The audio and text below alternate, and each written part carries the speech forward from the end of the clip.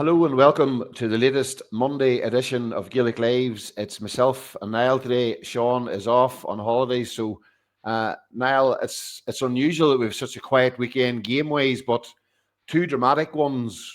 Clogher needed every minute that they had in Stewartstown, and I suppose Glenullin had 3 goals in Clonus, and for those clubs, Niall, I suppose the All-Ireland dream is still very much intact this morning.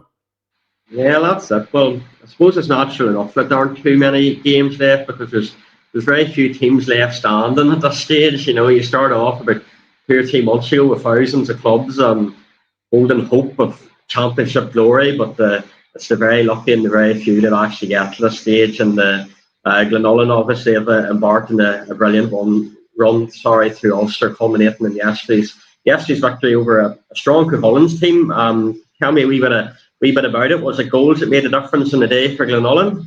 It probably was, Niall, I would say. It probably was the goals. Now, I watched it back quickly this morning. There was one massive turning point right at the end that I didn't fully appreciate yesterday. There was 4 points in it. Went in attack, and Ryan Tobin went through and took a point, whereas Adam O'Reilly was just looking for possession at the edge of the box. And a goal at that point, who knows what would have happened, because on the next kick out, Willie John Bradley, as he has done quite often for Glenullin, won a breaking ball, and that led to Neil McNichol's goal. So from that point of view, I'm sure Clogher's will definitely digest that one and wonder what might have been different about it. But a lot of rain on the way down to Clonus, Niall, and I got there pretty early, and the pitch was in good shape, but it didn't stop raining until throw-in. And I suppose early on, Clogher's had 4 points early on in the game, 4-0 up, and Adam O'Reilly had 2 scores. They were making a lot of width in the game and passing the ball around really, really well, and looked like the Glenullin in a lot of trouble, Niall. And you touched on the goals. Conrad Mullen got them a point that settled them, but the first goal, albeit there's a wee bit of luck involved in it, but Ryan McNichol, who was exceptional over the air, he got inside. Killian Bradley played him a pass, and it sort of deflected off fullback Cian Donoghue and went over the line into the net. And to say the game changed, and that's an understatement, because Clogher's went into the game with a really good kick-out strategy. They won 2 in a row, and after that, I think Glenullin won the next 2. Neil McNichol scored a point. By half-time, he had added a 2-pointer. But for the rest of that half, Clogher's just couldn't get into it. I know they did have scores, Niall, but at half-time, 1-7-7, and I think the Cavan men probably couldn't wait for half-time, whereas 1-7-7, Glenullin were in pretty good shape at that point. Yeah, I wasn't at the match, but from taking a wee nosy around social media, it sounded like Eoin Bradley had a big impact. Was it 1-1 in the space of a couple of minutes?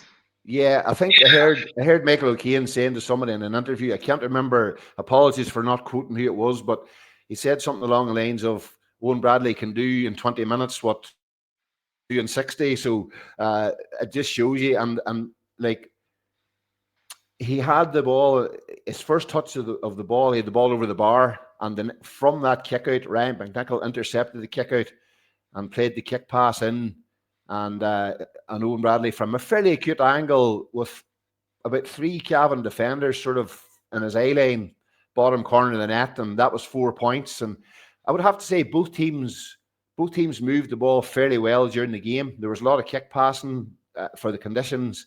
And in case I forget to mention it, referee Enda McFeely actually did a really good job in the conditions. Possibly one Revan Doughty seemed to be taken out off the ball. I'm not sure what happened with that one. I didn't see it, and the footage doesn't take it back. And maybe Chris I wasn't sure what was for, but by and large, he was pretty good. But like Eoin Bradley now 1-1. And at that stage, Adam Riley added another 2-pointer. Brian McGee kicked a 2-point free. So Clogher's were always in the game, even though Glenullin were dominating midfield. Clogher's always kept within touching distance of it. But the thing about it was, when they had 2-pointers, Glenullin came with a response, and it was Neil McNichol. He had 5 points by half time, and he won those breaks that got them suppose out of the zone. Chrissy Dempsey and Niall Carlin had a brilliant battle. it's one that I wasn't sure what Glenullin were going to do. I was wondering, would they have started Eoin Bradley to try, or would they have put a defender up to mark him? But Chrissy Dempsey actually, they probably broke even in terms of assists over the game, but Chrissy Dempsey probably had the bigger impact. And then, as I said to you earlier on there, they got it down to 3 points. There's 8 in it at the stage, and they got it down to 3. And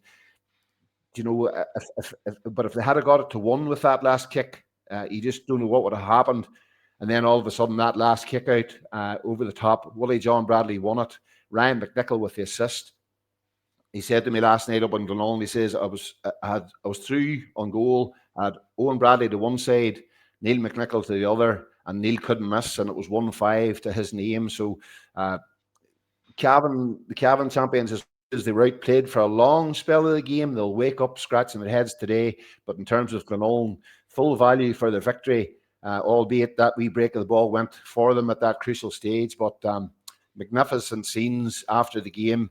The Glenullin Ultras, who we had an article on last week, turned up with yellow boiler suits and balaclavas, and I don't think Clonus has ever seen the like of it again. So I think, Niall, you were chatting about thousands of clubs trying to win a championship. So maybe clubs all over Ireland, maybe Clogher will be trying to see can they get in on the act. Yeah, it is hilarious. Like I saw the photo of, or saw the video of the captain lifting the cup, and about 100 lads in yellow balaclavas jumping up and down. It is gas, like, fair play to them. It does add something. It does add a bit of colour to the whole thing. After the game, I caught up with Eoin Bradley, as you say, who had that impact in the game. So we'll hear from him here now.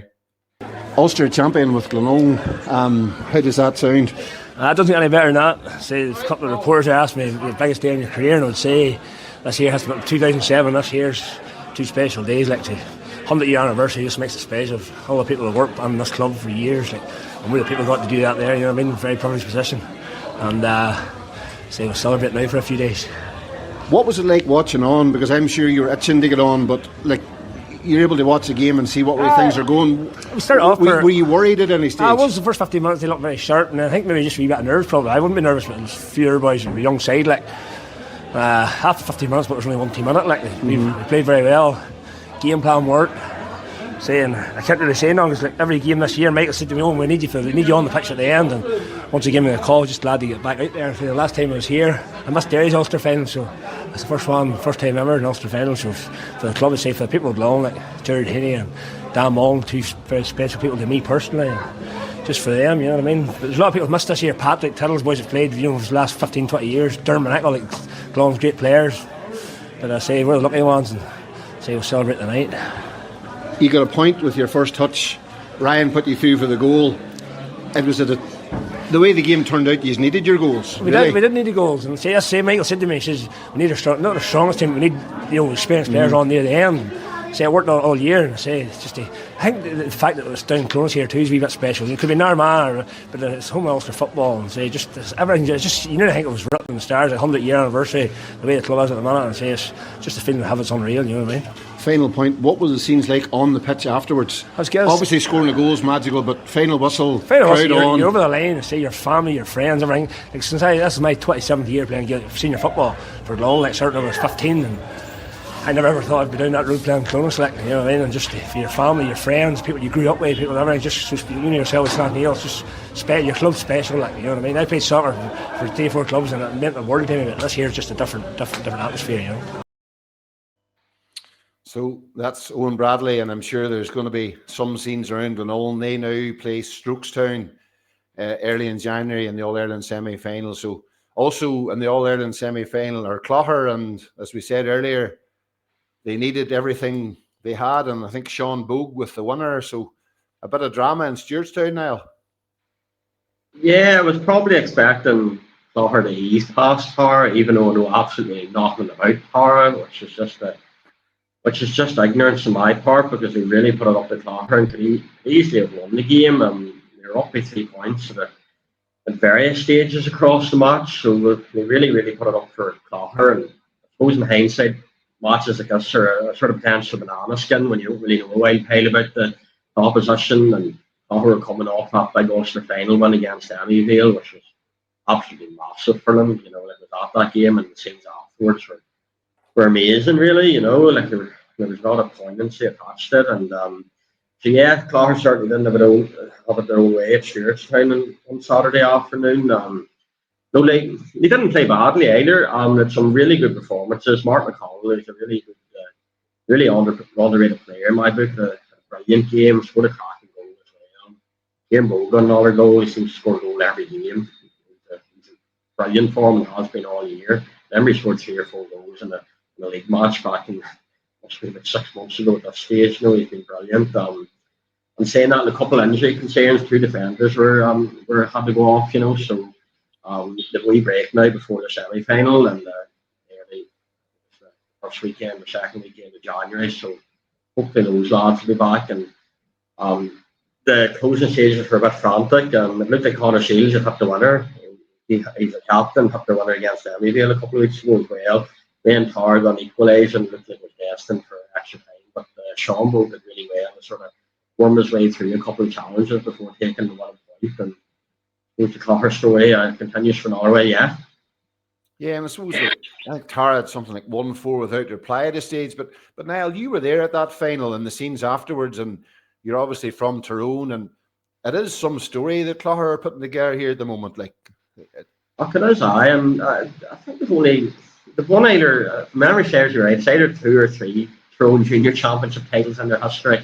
But the last one was in the Millennium year, so they've obviously been acknowledging that because it's a 25th anniversary, and they've gone and won another junior title, and they missed out in promotion the last day of the league against Cookstown. It was one of those winner takes all ties, and so they would have been a bit disappointed with that heading into the championship, but they've been fantastic. They've played really good football. I really enjoy watching them. Lads like I've mentioned earlier, like Eoin, Connor Shields, and Mark McConnell.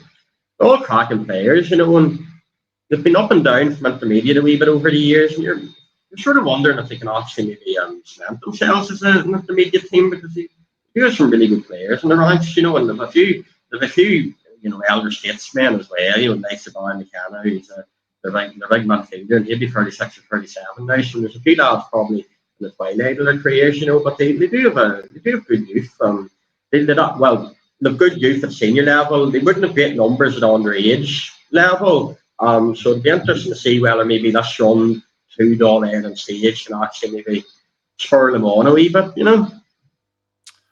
And as you say now, Barry O'Donnell was covering the game, and he spoke to Kevin F. McConnell after the game. So we'll hear the thoughts from the Clogher camp. As I was saying, a couple of lads, it was like a nuisance fixture, wasn't it? This one is probably it's always the case for Tyrone and the Ulster winners. There's no cup, and it's motivation, but I'm just relieved to get out of the way, Kevin. I wouldn't even like to say motivation was a problem. With motivation of moving on through an All-Ireland series and somewhere we haven't been before. So I wouldn't like to try and use an excuse for such a tight game, being that we weren't motivated. I think it's credit to Tara and the performance they put in. Some big men. There's some big men and there's some fine footballers, and we knew that. And listen, they put in a mighty performance, and them men are going to be gutted in that change room. They come over here this morning and they put in a performance and come out on the wrong side of a 1 point game where it could have went the other way. But listen, thankfully for us, it went our way. So I wouldn't try to use as an excuse that it was motivation or anything like that there. It was just a credit to Tara, the performance they put in against us. Our guys were well up for this, and we just took everything that we had to get over the line. You're just at this stage, you're happy to draw a line under 2025, Kevin, and then there's injury for Matty stretchered off there. And you need these 4 weeks, don't you? We do need. Listen, I think draw a line under 2025. 2025 will always be a special year for us, for the whole club. But it's nice now to be having a chance to carry it into 2026 and see where that takes us.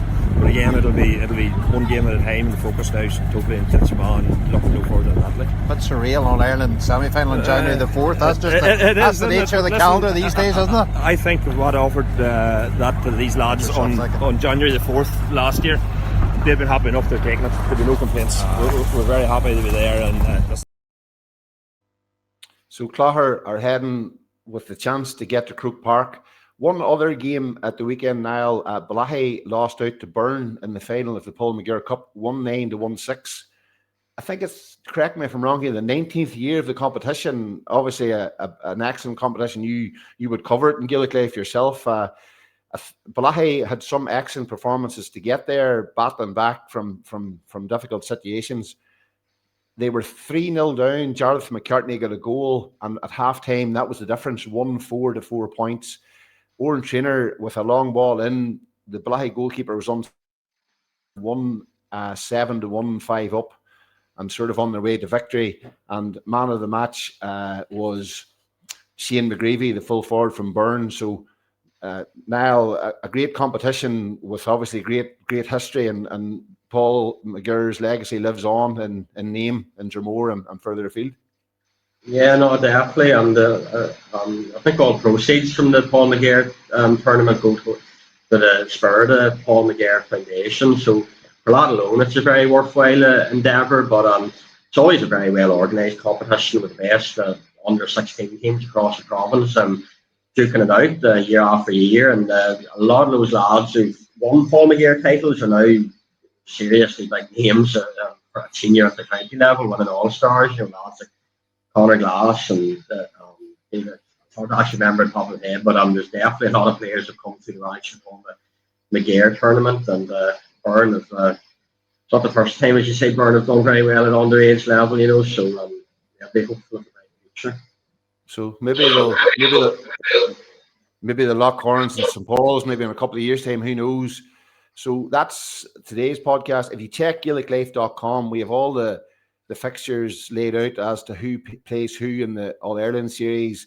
We've obviously got the Ulster senior football final, Coo versus Scottstown, and we'll have a preview coming your way on Thursday. So as I say, GaelicLife.com, you'll get it all there. We have a promotion at the minute.